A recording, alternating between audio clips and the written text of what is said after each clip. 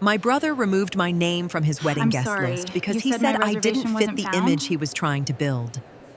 I was 32, I told them single, 300 and guests, according not to him, 2.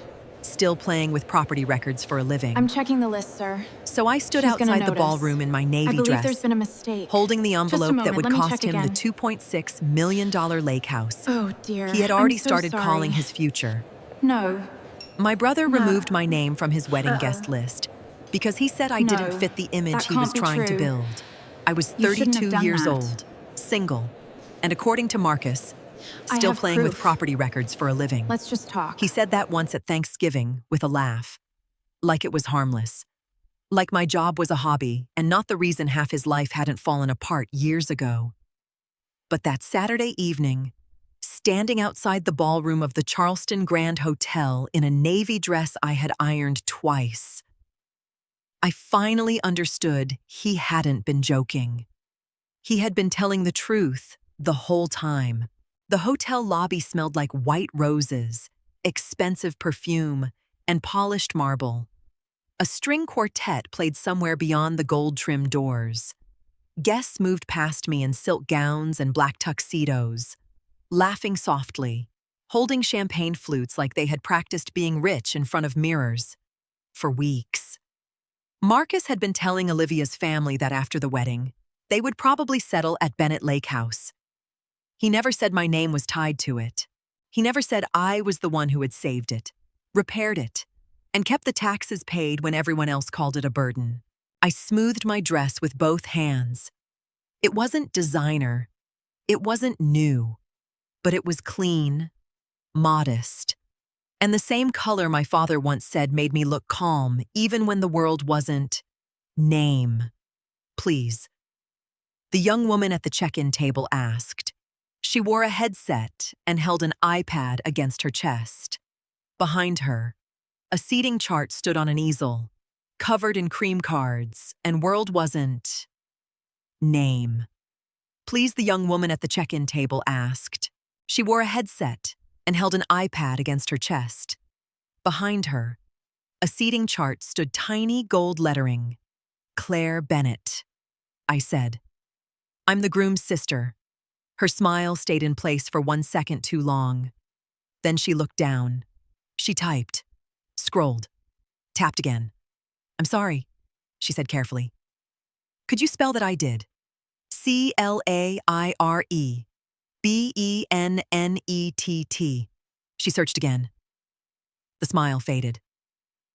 I'm so sorry, Miss Bennett.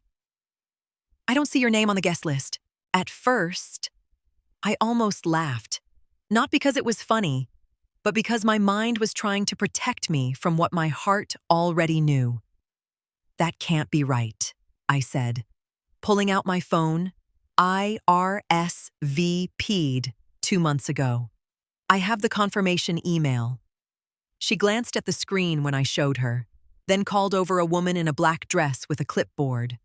The wedding coordinator looked at my phone, then at her list. Her face changed.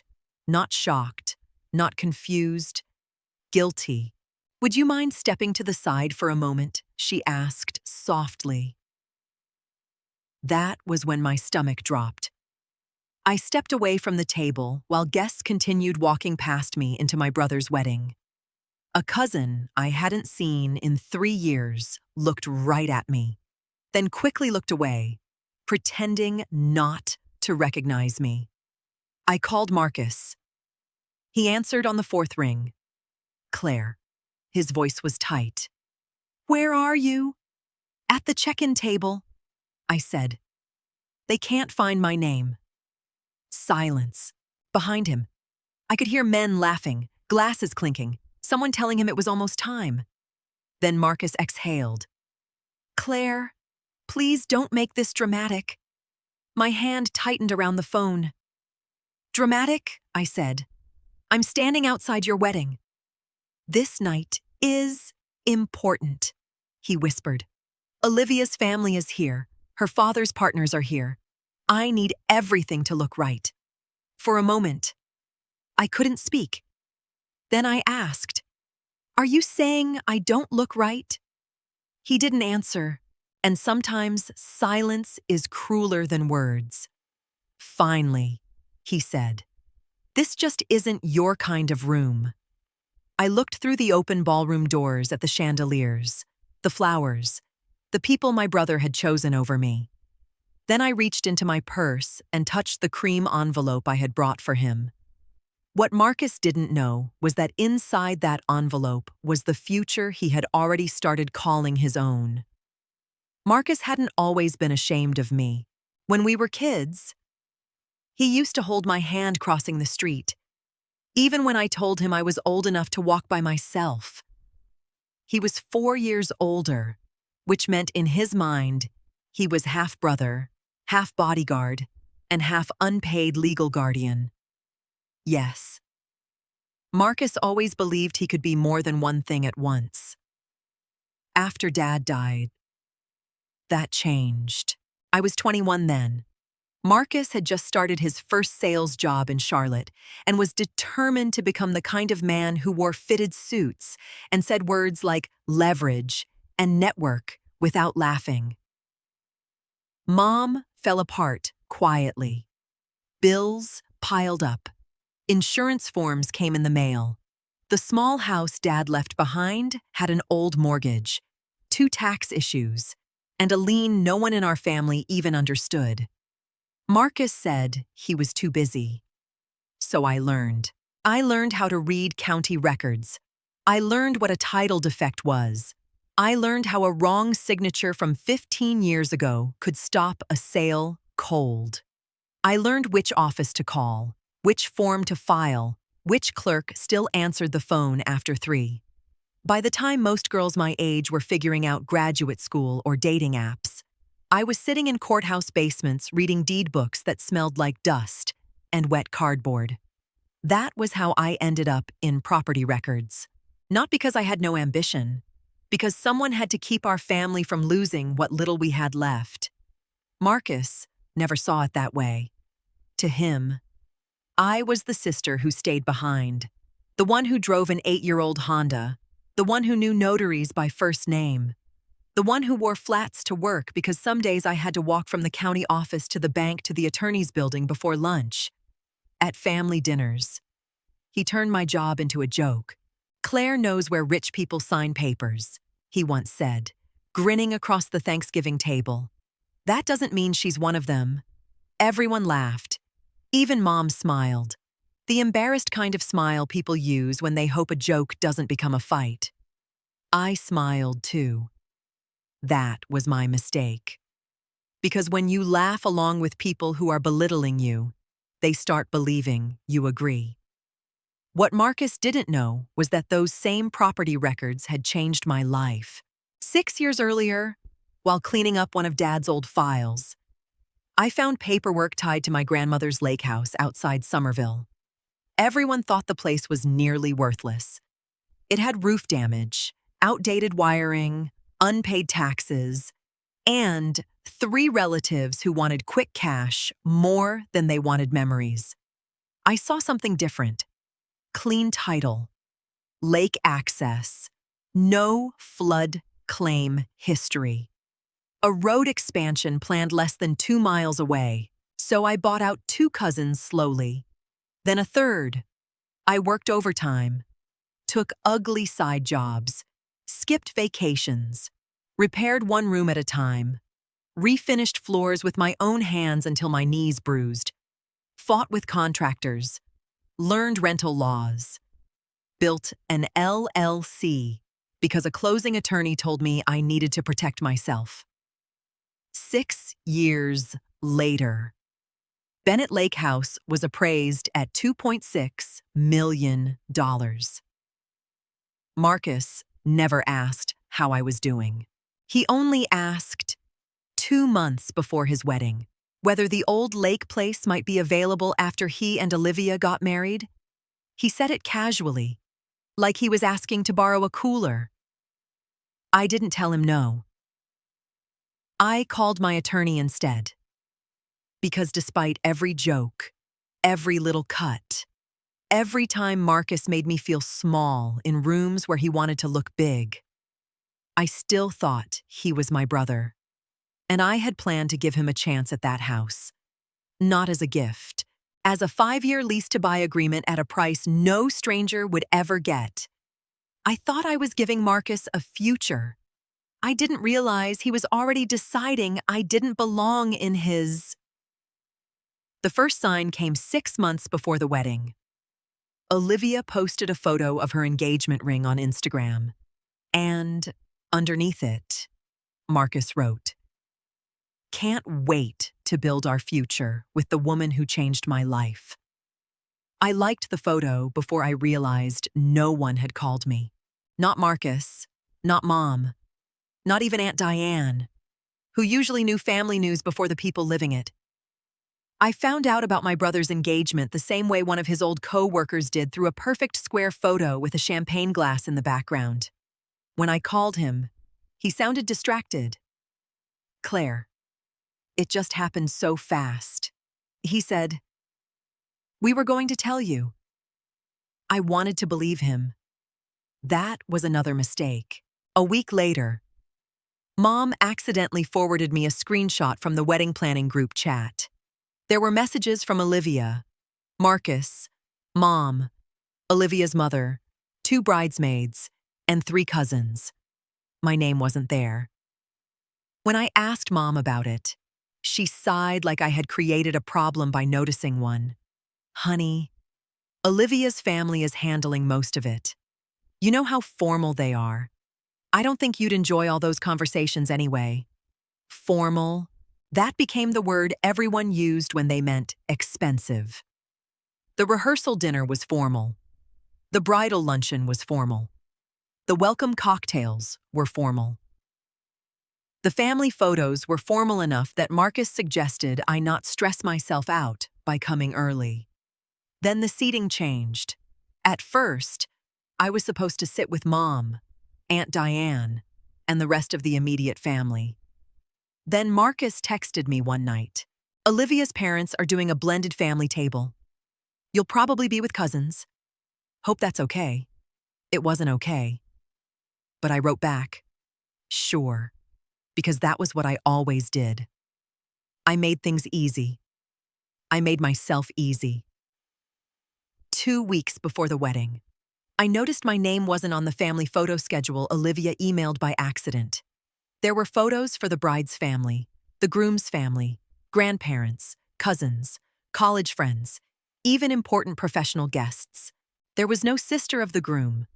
When I asked Marcus, he laughed it off. "Claire, you hate photos. I don't hate being included," I said. He got quiet. Then he said, "Don't start this right now." That sentence told me more than he meant it to. Because I had helped Marcus through things Olivia's family would never know. I loaned him money when he lost his job and told Mom he was between opportunities. I helped clean up his credit report when one old account almost cost him his first apartment. I read the contract for his first investment pitch because he didn't understand half the language and was too proud to admit it. Once, when a medical bill went to collections, I paid it before it damaged him worse. He never brought that up at Thanksgiving. He only brought up my old Honda. He only brought up my job. He only brought up the parts of me that made him feel taller. By the week of the wedding, I could feel myself being moved farther and farther away from the center of his life. Not with one cruel act, but with 100 polite adjustments. A missing group chat, a changed table, a forgotten photo, a joke that wasn't a joke. And finally, that night at the Charleston Grand Hotel, the coordinator asked me to wait near the lobby plants while she figured things out. That was when I understood. Marcus hadn't forgotten me. He had edited me out. I stood near the lobby plants for almost 3 minutes, watching the wedding coordinator pretend to check her clipboard. She already knew. I already knew. Everyone around us probably knew too. In that quiet way, people understand embarrassment before anyone says it out loud. Through the ballroom doors, I could see the world Marcus had chosen. White roses climbed the walls. Gold chairs surrounded tables dressed in cream linen. A massive chandelier hung over the dance floor like a frozen sun. My brother was somewhere inside that beautiful room, preparing to marry a woman whose family he wanted to impress more than he wanted to tell the truth. I called him again. This time, he answered faster. "Claire," he whispered sharply. "I told you I can't do this right now." "No." I said, "You told me not to make it dramatic. I'm asking a simple question." He didn't answer. I looked at the check-in table, at the guest list glowing on the iPad, at the young woman who kept her eyes down because she knew this was not a mistake. "Did you remove my name?"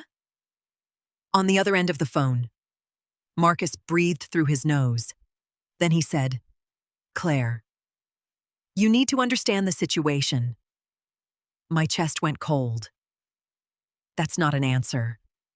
It is complicated." "No," I said, "it's cruel. Did you remove my name?" A long pause. Then, finally, my brother said, "Yes." One word. That was all it took to split my life into before and after. I closed my eyes for half a second, behind Marcus. Someone laughed. A groomsman. Maybe. Someone with a drink in his hand. And no idea that my brother had just burned down the last safe place between us. Why I asked? He sounded tired, almost annoyed, like I was forcing him to explain something obvious, because Olivia's family doesn't understand our side of things. He said, "They're polished, Claire. They're connected. Her father has partners here tonight. There are people in that room who could change my future, and I would ruin that I didn't say ruin. You didn't have to." He lowered his voice even more. "I just didn't want awkward questions." "About what?" "About the old house, about Dad, about your job, about why you're still doing county paperwork at 32, about things that don't fit tonight." There it was, not hidden behind jokes, not softened by family dinner laughter. The truth, clean and ugly. I wasn't his sister tonight. I was a loose thread in the suit he was trying to wear. I looked down at my purse. Inside was the cream envelope I had prepared for him. The original version had a letter congratulating him and Olivia. It had the first draft of a 5-year lease-to-buy agreement for Bennett Lake House, a price so far below market that my attorney had called it generous to the point of reckless. I had planned to give Marcus a way into the home he kept calling his future, not because he deserved it, because I still loved him. My attorney, Alden Pierce, had warned me 2 days earlier, "Claire, until he signs, this is only an offer. You can withdraw it at any time." At the time, I thought that was just legal language. Now it sounded like mercy. I opened my eyes. Did Mom know I asked? Marcus didn't answer quickly enough. That was answer enough. I nodded, even though he couldn't see me. "I understand now," I said. He exhaled like he was relieved. "Good. We'll talk after the honeymoon. Maybe we can—" I hung up.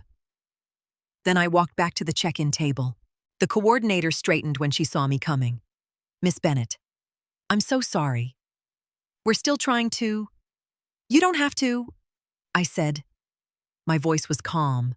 So calm, it almost didn't sound like mine. I took the cream envelope from my purse. On the front, in black ink, it already said, "For Marcus and Olivia." I borrowed the receptionist's pen and added one line beneath it. "Open before the first toast." Then I handed it to the coordinator. "Please make sure my brother gets this." I said, "It's his wedding gift." She took it carefully, as if paper could be dangerous. And sometimes it can. I turned away from the ballroom, from the flowers, from the gold chairs, from the family table where my seat had been quietly erased. Then I walked out of my brother's wedding before anyone inside realized I had just taken back the most valuable thing in his future. I didn't go home right away. That surprised me. The old Claire would have driven straight back to my apartment, taken off the navy dress, folded it over a chair, and sat in the dark replaying every word until it hurt twice. But that night, I walked 3 blocks to a little Italian restaurant tucked between a florist and a shoe repair shop. The kind of place Marcus would have called cute, in the same voice he used for things he thought were beneath him. I asked for a table for one. The hostess didn't look at me with pity. She didn't ask if someone else was coming. She just smiled and led me to a small table near the window. For the first time that evening, someone gave me a place without making me prove I belonged there. I ordered pasta, a glass of red wine, and turned my phone face down. At the Charleston Grand Hotel, the ceremony would be ending. Olivia would be smiling for photos. Marcus would be shaking hands with men he hoped would open doors for him. My mother would be telling relatives I was probably running late or had misunderstood the schedule. Then the reception would begin, and eventually, someone would hand Marcus the envelope. I pictured him opening it with that half-smile he wore when he expected people to admire him. Maybe he thought it was a check, maybe a sentimental letter, maybe an apology. Instead, he found the appraisal first. Bennett Lake House, current, estimated market value $2.6 million. Then the ownership summary. Bennett Oaks, LLC. Managing member Claire Bennett. Then the draft agreement. The one my attorney had prepared so Marcus and Olivia could lease the house for 5 years, with an option to buy at a price nearly $700,000 below market value. Tucked behind the agreement was the one-page notice Alden had prepared for me. Notice of withdrawal of lease-to-buy offer, signed by me that morning, dated before the ceremony. Perfectly legal, painfully final. I knew the moment Marcus reached the final letter because my phone began to move. It buzzed once, then again, then again. I let it sit there, vibrating against the white tablecloth while the waiter placed my pasta in front of me. "Everything all right?" he asked. I looked at the phone. Marcus. Mom. Marcus again. A number I didn't recognize. Then Olivia. "Everything's fine," I said. And strangely, it was back inside that ballroom. The truth was spreading slowly, not like an explosion, but like cold water across marble. Marcus had told Olivia's family the lake house was basically ours. He had let them believe it was part of his foundation, proof that he wasn't just marrying into money, but bringing something solid of his own.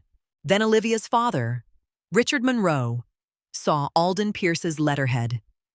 I learned later from Aunt Diane that his expression changed before Marcus even finished reading. "Alden Pierce represents your sister," he asked. Marcus had no answer. Then Helen Crowley, a local banker seated 2 tables away, leaned over and said, "Claire Bennett owns Bennett Lake. I handled part of that refinance." Marcus's face didn't change all at once. First, the smile disappeared. Then the color drained from his cheeks. Then he looked across the room. Not for me, but for a way out. The laughter at the head table thinned into whispers. Someone lowered a champagne glass without taking a sip. Olivia's mother reached for the appraisal, but Olivia took it first. That was when Olivia stopped smiling. She looked at Marcus and said, quietly enough that only half the table heard, "You told me that house was yours." My phone buzzed again. This time, Marcus left a voicemail. I didn't play it. I already knew what he wanted. He didn't want his sister back. He wanted the house. By the time I finished dinner, my phone had 43 missed calls. Marcus called 17 times. Mom called 12. Olivia called 4. The rest came from numbers I didn't recognize, which told me Marcus had already started borrowing phones the way people do when they believe persistence is the same thing as love. I sat in my car outside the restaurant and listened to the first voicemail. Marcus's voice came through sharp and breathless. Claire, what is this? What did you do? You can't just withdraw something like this on my wedding night. I deleted it. The second message was from Mom. Claire Marie Bennett. You answer your phone right now. Your brother is humiliated. Olivia's family is asking questions. This is not how family behaves. I almost laughed at that, not because it was funny, because she had watched my name disappear from my own brother's wedding and still thought I was the one who had broken the family. The third message was Marcus again, but his anger had started to crack. Please, call me. Richard is asking about the house. Olivia thinks I lied to her. I need to explain this before the toast. There it was. Not, I hurt you. Not, I'm sorry. Just, I need to explain this. I turned the phone off and drove home through the quiet Charleston streets. The next morning, Marcus was waiting outside my apartment building. He was still in yesterday's suit. His tie was gone. His hair looked like he had run his hands through it all night. For a second, I remembered the brother who used to wait for me after school when thunderstorms scared me. Then he opened his mouth. You knew how much that house meant to me. I stopped on the sidewalk. No, I said. I knew how much it meant to me. You only knew what it could make you look like. His face tightened. That's not fair. Neither was removing me from your wedding. He looked away. Olivia's family is different. Claire, you don't understand the pressure. Her father has expectations. Those people notice everything. They noticed you lied. I didn't lie. You told them Bennett Lake House was basically yours. His silence answered for him. Then he softened his voice, the way he used to when he wanted money but didn't want to ask directly. Can we still fix the agreement? I stared at him, not because I was surprised, because I wasn't. The agreement was never signed. I said, it was an offer. But you promised, I planned, I corrected. There's a difference. Claire, if I lose that house, Olivia will never trust me again. I stepped closer, just enough that he had to look at me. Then maybe you should tell her the truth. His eyes dropped. For the first time, Marcus didn't look polished. He looked small. I was embarrassed. He whispered. Of me, he swallowed. Of where we came from. That hurt more than I expected. Because I had spent years protecting the parts of our family he wanted to bury. Dad's debts, Mom's panic, his credit problems, the old house, the ugly paperwork, the things that didn't look good under chandeliers. And he had repaid me by pretending I was part of the mess. You didn't come here for your sister. I said. You came here for the house. He opened his mouth, but no words came out. I walked past him toward the building. Behind me, Marcus said. So that's it. I turned back once. No, I said. That's the first honest thing that's happened between us in years. Mom called the family meeting 2 days later. She didn't ask if I wanted one. She announced it in a text message with too many capital letters and not enough self-awareness. Sunday, 4 p. My house. We are fixing this. I almost didn't go. Then Aunt Diane called. Come, she said. Not because they deserve an explanation. Come because they've been telling the story without you in the room. So I went, but I didn't go alone. At 3:58, I walked into Mom's living room with Alden Pierce beside me, wearing a gray suit and carrying one thin leather folder. The room went silent. Marcus stood by the fireplace. Olivia sat on the couch with her arms folded tightly across her chest. Mom hovered near the coffee table, like if she arranged enough napkins. The family might become respectable again. Aunt Diane sat in the corner, watching everything. Mom saw Alden and frowned. "Claire, why did you bring a lawyer?" I set my purse on the chair. "Because every time I come alone, people call it a misunderstanding." Marcus looked exhausted. "Claire, this doesn't need to become legal. It became legal when you started speaking about my property like it belonged to you." Olivia's face changed at the word "my." Mom stepped between us. "Enough. You two are brother and sister. Marcus made a mistake, and you embarrassed him on his wedding night." I looked at her for a long moment. "Mom." He removed my name from his guest list. She waved her hand. It was a stressful day. Alden opened his folder. "No, Mrs. Bennett," he said calmly. It was a documented decision. He placed 3 printed pages on the coffee table. The first was my RSVP confirmation. The second was the updated seating chart with my name removed from the family table. The third was an email from the wedding coordinator confirming Marcus had requested that I be removed from guest check-in entirely. Olivia picked up the page before Marcus could stop her. Her eyes moved across the words. Then she looked at him. "You told me Claire decided not to come." Marcus closed his eyes. Mom reached for the paper like she could make the truth smaller by turning it face down. "We don't need to pass documents around like this," she said. "This is still a family matter." Aunt Diane's voice cut through the room. "Linda, leave the paper where it is." Mom froze. For the first time that afternoon, she looked less angry at me and more afraid of what Marcus had actually done. For once, she sounded surprised by him, not disappointed in me. He rubbed his face with both hands. I was trying to keep the night simple. Aunt Diane finally spoke. "No, Marcus. You were trying to look richer than you are." The room went still. Marcus turned toward her. "That's not fair." "What's not fair?" Aunt Diane said, "is letting your sister clean up this family's mess for years, then hiding her when the room got expensive." Nobody answered. Because everyone knew she was right. Olivia stood up slowly. "I don't care about the house as much as I care that you lied to me," she said to Marcus. "You let my father believe it was yours." "I thought it would be," Marcus said. I shook my head. "No. You thought I would be." His face tightened.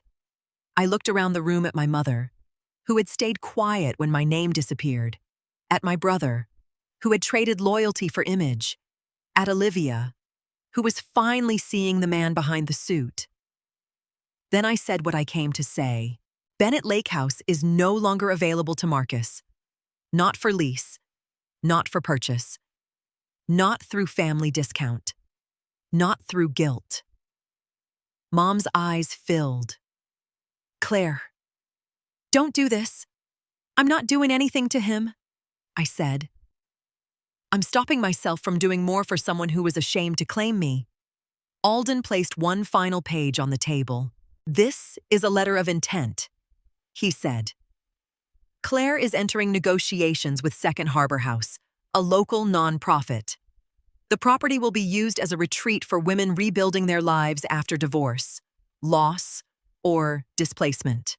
Marcus stared at the paper like it had slapped him. "You're giving strangers my future." "No," I said quietly. "I'm giving the house to people who won't be embarrassed to walk through the front door." For the first time, Marcus had no polished answer. He just looked at me like I had destroyed his life. But all I had done was stop funding the version of him that never respected mine. 3 months after Marcus's wedding, I stood on the back porch of Bennett Lake House and watched the morning fog lift off the water.